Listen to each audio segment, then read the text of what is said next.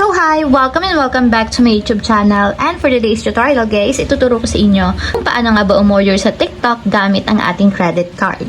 But first, can you subscribe to my channel and don't forget to hit the subscribe button and the bell to notify you for my new updates. And if you want to learn more, just keep on watching and let's start.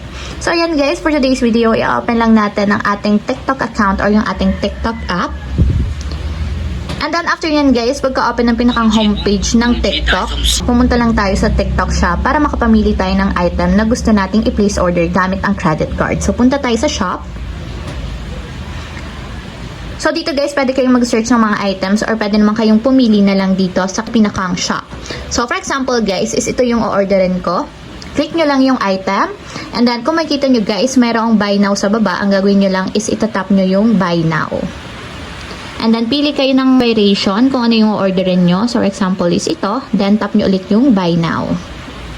So, ayan guys. Dito nyo makikita yung inyong order summary. So, scroll up lang natin.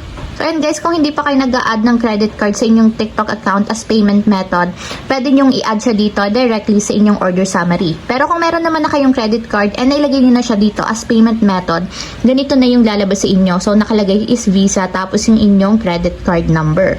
So, kung meron na kayong credit card number, guys, ang gawin nyo lang is itatap nyo yung credit card. So, ayan guys, kung makikita nyo is naka-enable na yung credit card. So, kung wala pa naman kayong credit card na nilalagay dito sa inyong TikTok account as payment method, ang gagawin nyo is mag-a-add kayo guys ng credit card. Itatap nyo lang itong credit card or debit card. And dito ilalagay nyo na yung card details ng inyong credit card. So, unang-una is yung card number. Ilalagay nyo lang yung 16-digit number ng inyong credit card. So, lagay nyo lang. And then, after nyo may lagay yung card number, so dito naman tayo sa expiration date. So, makikita din guys yung expiration date sa inyong credit card. So, lagay nyo lang yung month and then yung year. And then, yung security code guys is makikita naman sa likod ng inyong credit card. So, yun yung katabi ng inyong signature. So, yan is pwedeng 3 number or 2 numbers. So, lagay nyo lang. And then, last is yung card holder name. So, lalagay nyo lang yung pangalan ng inyong credit card. And then, kapag okay na guys, nalagay nyo na yung credit card number, expiration date, security code, and then yung card holder name, tap nyo na yung continue.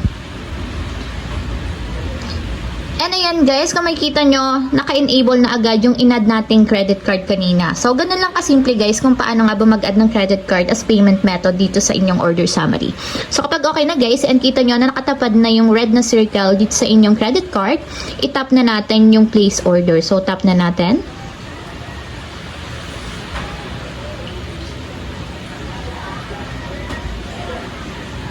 So, ayan guys, kapag yun yung itsura, thanks for your order. So, nakapag-place order na tayo ng item gamit ang ating credit card. So, ayun lang guys, ganun lang kasimple. Paano nga ba umorder sa TikTok gamit ang credit card? If you have a question, can you comment down below and don't forget to hit the subscribe button and the bell to notify you for my new updates. And, thank you for watching! Living life, every day, late at night, not okay.